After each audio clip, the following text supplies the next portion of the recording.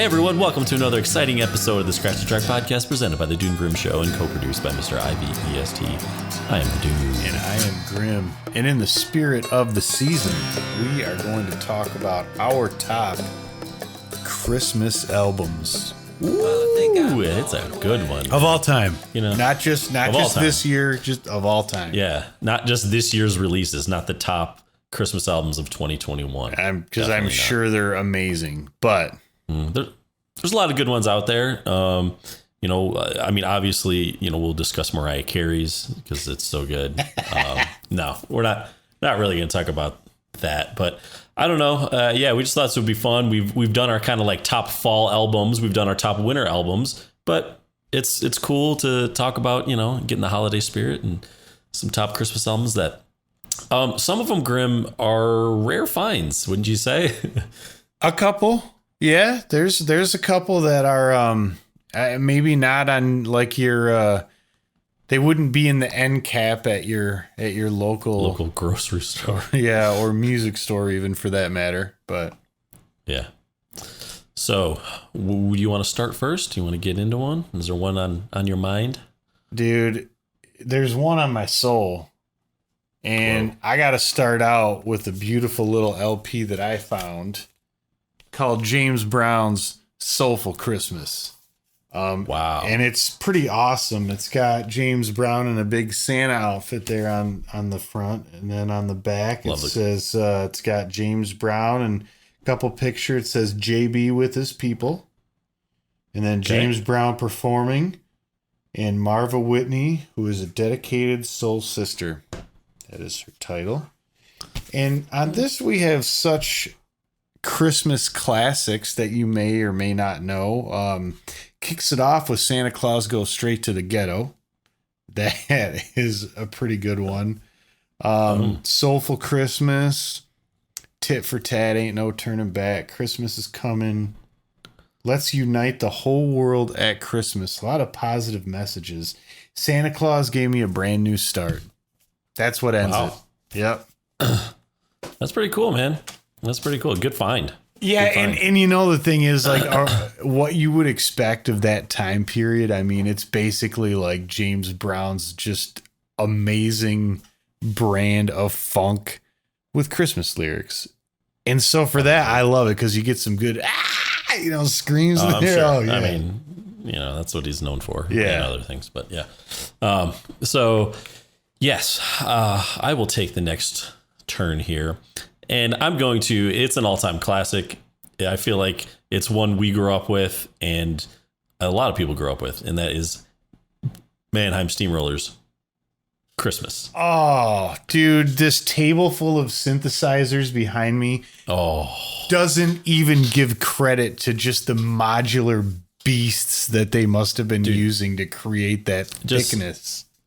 Some amazing songs. Now, dude, in all seriousness, though, this album, I mean, dude, it is 6 times platinum. Yeah. It's sold like over 3 million copies. Like, if you grew up, like, your parents probably had this album in some form. CD in some form. Yeah. My dad has it on vinyl. I think my mom has it on CD.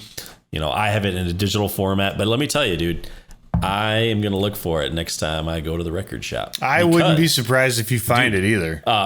In 2019, they did release the 35th anniversary special edition vinyl. That's right. Tell me there was an extra disc of unreleased Christmas classics. I hope so. Well, dude, like the little drummer boy, all with synth drums. Well, so people who aren't as familiar with Mannheim Steamroller, Chip Davis is like the brainchild of Mannheim Steamroller. And he was like like a percussionist and also a producer. And this album is mostly instrumental. It's classified as neoclassical new age music with a Christmas kick, and it's really. I added the Christmas kick, but that was a nice touch, by the way. I would have guessed it was on there, like on the hype sticker. Yeah, on the hype sticker. No, but if you haven't heard it, I mean, just like you were saying, dude, heavy on the synth on a handful of songs. It's not every song, because then they go with some real classical stuff, a lot of strings and woodwinds, and just, dude, runs the gamut. Dude, you got to listen to this. Dude, on this album, Chip Davis, he plays drums, the recorder, bells, the dulcimer, the crumhorn, He does have vocals. He plays the pencil, and the real kick. I don't know how this was even recorded, but your next album needs to have this in it. Dry Ice. Shut your butt. Dude, Dry Ice? He is credited playing Dry Ice. I shit you not. I don't know. I don't even know how you would do that, but that's awesome. Dude, that's like, what's his name from the Grateful Dead wanting thick air, dude. Lesh, yeah. So, but this one, this album does have classics. I think that was probably influenced by Phil Lesh's Thick Air. He was definitely, like, we're going to take it a step further. I'm getting some Dry Ice. I got this. But it does have Deck the Halls, Good King Wenceslas, We Three King. And it's got some good tracks. So if you haven't heard it, then I just ask you, where the hell have you been? It's just an amazing album. It's worth a listen, a click through. And it's just, it's got this 80s synth stuff, but then this crazy classical like sounding music too, that it's just unbelievable. It's phenomenal. So with that, I pass the torch. Number two is by a gentleman, goes by the handle of William Shatner. Ooh, and this is his release from 2018. Shatner Claus. Shatner Claus. And it features some pretty awesome performers you might know and recognize. You probably always wondered to yourself, what would it be like if Henry Rollins sang Jingle Bells? Yes. Well, my friends, now you can know. And what if Iggy Pop did Silent Night? Also present. Yeah. Damn, dude. I know. That's kind of amazing. Yep. Oh, dude. Ian Anderson. Maybe you remember him from a little band called Jethro Tull. He went ahead and threw down Silver Bells. And if I'm not mistaken, it comes in a really nice red clear vinyl. The only thing I could wish for is that it would have been a double disc instead they would have done a red and a green, but the red itself is I awesome. Know. And dude, honestly, like with and Shatner does do, his signature, just the golden velvet pipes that he has. He definitely busts those out. Amazing. But I mean, there's times where I like it without the other performers, and it's just those pipes. But it's got a little bit of everything for the Christmas lover in all of us, even Iggy Pop. Wow, that's pretty awesome. So my second one, it is called the Claymation Christmas Celebration. My dad had this on vinyl, and it was an album that I just listened to over and over and over again. It's kind of this. You didn't essentially take what it was. No. Oh, I didn't take it. No.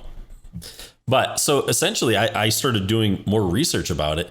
I didn't know this at the time, but in 1987, what it was a CBS television special that they put out, and it's all stop motion animation. Yeah, this is where it gets real interesting, dude. You might want to get a helmet on because your head's about to explode. Okay, you can see some of the videos on YouTube, but it was produced and directed, the claymation videos, by someone named Will Vinton. Now, that name doesn't mean a whole lot to you right now in this moment, but in about 10 seconds, it's going to. Do you remember a little movie called Brain Donors? Do you remember He did the claymation sequence in Brain Donors. He did the claymation sequence in Brain Donors. Did he also do Peter Gabriel's video? I don't know. Well, I'm going to assume yes, because there's only someone who could be that good. So he had a long list of credits. He did some claymation for the movie Return to Oz, which is actually the sequel to The Wizard of Oz, which is pretty trippy if you should check it out. But he did commercials for the California Raisins. Oh, You may remember, dude, Domino's Pizza, Avoid the Noid claymation. He did that. He also did for M&M's. Dude, that guy's awesome. Yeah. And unfortunately, he's no longer with us, but yes. Dude, his work will live on forever. I'm talking about the next one, dude. See if you can dig up Peter Gabriel's Sledgehammer. Peter Gabriel's Sledgehammer. Yeah. Anyways, like credits. Yeah, if he did it. Okay. Well, sorry. Anyways, that's the claymation part. Oh. This album though is really great, man. It's kind of funny and a little silly and cartoony, but the musicianship, there's a lot of soul songs on it, and it's just good music. And they do like Silent Night, Jazzy Night, We Three Kings, Rudolph the Red-Nosed Reindeer, Hark the Herald Angels Sing, Angels We Have Heard on High. So some real classics. And I just highly recommend if you can find it. It's like not on iTunes. I haven't been able to find it. I just have it downloaded because my cousin ripped it off something. And so. Oh, that's awesome, man. But highly recommend Claymation Christmas Celebration. If you can get the DVD, figure out a way to get me a copy of that, I'd love to have a listen. I'll find a way. All right. Man, good find. Okay, next. Number 3 is an album I wish I could hold up, and boy, do I remember having this CD as a kid. But it was released by Jimmy Iovine on behalf of A&M Records, and what it was they did it, dude, released in 1987. It's called A Very Special Christmas. The cover is all red, and it says A Very Special Christmas in gold, and it has what looks like a parental figure holding a little baby. It's really minimalist art, but it's you'd recognize the look of it. And dude, it came out in 87. I mean, let's see who's on it. Eurythmics, Whitney Houston, Bruce Springsteen, The Pretenders, John Mellencamp, Sting, dude, Christmas in Hollis, Queens by Run DMC from Die Hard. That is on this album. U2, Madonna, Bob Seger. I mean, dude, the only one I don't really know is Alison Moyet. I really don't know who that is, but other than that, but I'm sure it's really good. Yeah, you would know I mean, dude, Stevie Nicks closes it with Silent Night, so that, that's not terrible either. But Madonna, awesome, classic version of Santa Baby. I don't know. It just, for the 80s, it was basically like, here is 80s Christmas. Yeah. You're welcome. You're welcome. Definitely. All right. Well, I don't have too many more that are, I would say, overly in depth, but I will. One that comes to mind, I did have the CD of it when I was a kid. It was one of those Columbia House special packages. Oh, yeah. And I was like, oh, sweet, awesome. I get 10 CDs for 7 cents each or whatever the hell it was. For the rest of my life, and now they're $80 a piece. That's crazy. But, dude, the Boys to Men Christmas album. Oh. It was, I think it came out around the time of their number 2 album. And it was pretty great, man. I was a fan. Dude, I can imagine. I just watched a movie recently, something with Seth Rogen, and it was really funny. And it was this thing in the movie where like he knew this girl from back in his childhood, and dude, they like had this instant connection over Boys to Men, and they were adults and they're performing at like some corporate party, and he just like lost his shit about it. It was really funny. Dude, that's great, man. Yeah. I love when people do those throwbacks, because you know what I mean? Oh, it's awesome. Yeah. Number what you got? 4. I would have to, and I was sad because there's a bunch of classical music records that I have, but this one was not in it. And that is Tchaikovsky's The Nutcracker. Oh, dude, so it's classic. And we have this piano that'll just play on its own. Like it's like it's a modern day player piano. I mean, you don't put rolls in it, but it plays. And dude, you can have it play the whole Nutcracker, and it's pretty awesome. That was stuck in my head, I would say, all weekend, because it was over and over because I couldn't find the orchestral recording on a record. So that's a classic, which it will be mine. Oh yes. Cool. It will be mine. Well, another one, Grim, that comes to mind, actually, you brought this up. I'm just going to go ahead and steal it. But that is, dude, the Home Alone soundtrack. Like, John Williams did the music, first of all, but first of all, I mean, for us growing up, that movie That's is a just Christmas an all-time. movie. Yeah. It's a Christmas miracle. It's a Christmas classic. Like, just loved it. Still love it. Still watch it every year. And the soundtrack to it is just exceptional as well. I mean, obviously there's Christmas songs in it, but then just the John Williams soundtrack is just unbelievable as well. So, but there's actually, dude, I think in the trailer for it, when they're running through the airport, is one of the pieces off the Nutcracker. That's from the Nutcracker.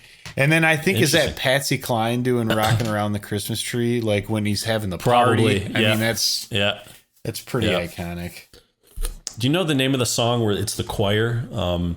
Yeah, dude. Holy Night.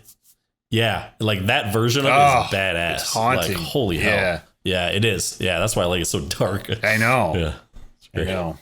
Well, to round it out, for me, I have something that is not necessarily a Christmas album on its own, but it is for me because my grandparents lived in Hawaii for a while when my grandpa was in the service. So we have a lot of these. We actually have a whole 5-record set called like Hawaii Paradise or something.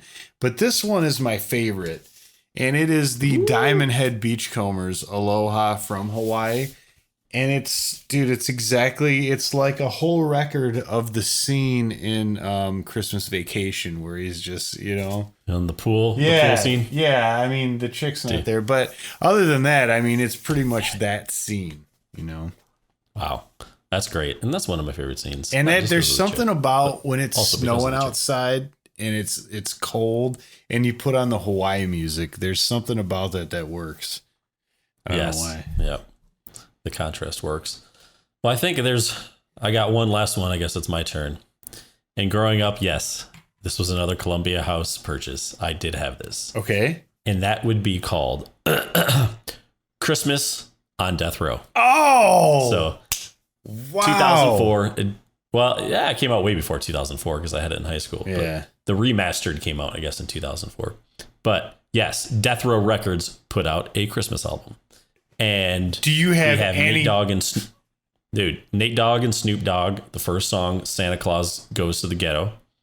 Danny Boy singing Christmas song, not the Dave Matthews version. I Wish by the Dog Pound. Oh, like Stevie Danny Wonder's Boy I again, Wish? Singing Peaceful. I don't know. Oh. Maybe. Well, this one has explicit lyrics, so probably not. Okay. Yeah. These are all raps. Nate Dogg, the late great Nate Dogg, I think, right? Yeah, I believe so. Away, unfortunately, doing Be Thankful. 6 Feet Deep is on here. Danny Boy, some more of that. Guess. But yeah, it was an interesting listen. It's definitely hasn't made my rotation every holiday season. A real period piece. It is. It kind of fit. So, well, I think that about wraps it up, Grim. I think it would be great to know after people go ahead and like, subscribe, and comment to let us know what Christmas albums are high on your guys' list. What should we listen to? What are we missing out on? What did you grow up listening to? I think that's what the common thing for us here is like we just grew up listening to a lot of these. Whether they were in movies or your parents had it or you kind of discovered that it on your became own or the whatever. Christmas soundtrack. Exactly. Yep. The Christmas soundtrack to my life. So yeah, definitely let us know below some of your favorite Christmas albums, artists, stuff we should check out. And a happy new year. Yeah. Keep the change, you filthy animal. Scratcher Track is produced by the Dude Grim. Additional music provided by Moore and the Tims. Copyright 2021. The Dude and Grim Show. Well, I think I'm going away.